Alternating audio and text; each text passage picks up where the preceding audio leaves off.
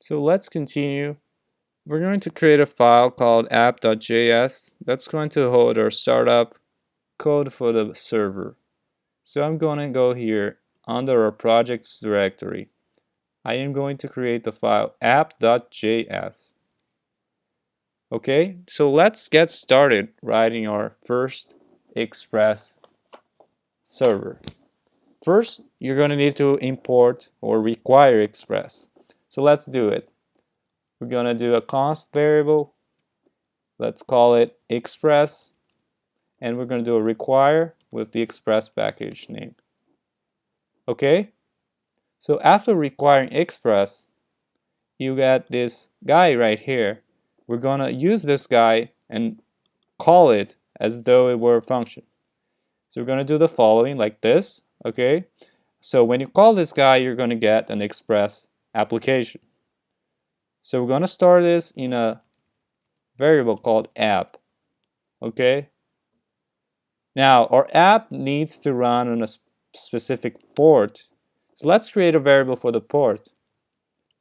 We can use any port you want. Let's do 3000. Now, to make our app listen to the outside world, we have to tell it to listen. So we're going to call app.listen. We need to give it a port. This gets 3000, but we have a variable, so we're going to just say port.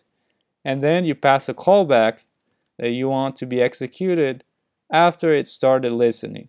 In this case, we just want to display a message to the console saying that the server is now listening to any requests.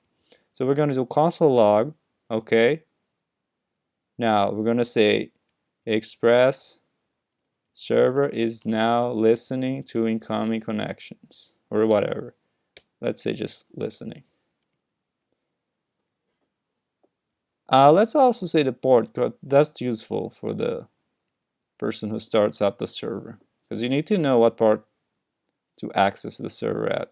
So we can use either string concatenation here or string interpolation. How about we use interpolation?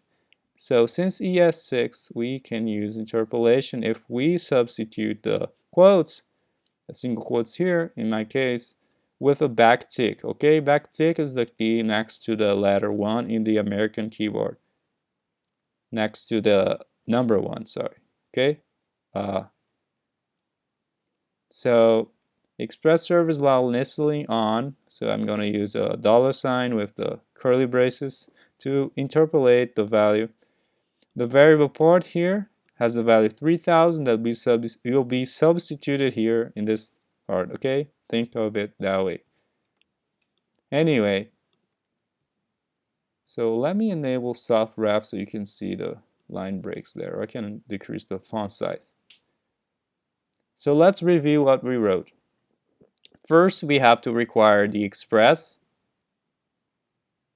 okay, package, module. Then you call on that module to get the application, the Express application. We define a port variable to hold the value of the port at which the server will be running. Then we tell our app to listen at the port 3000 in this case. And after that, we just say console log to tell the user who powered up the server that the server is now listening on the specified port, in this case 3000. Okay, so let's get this running.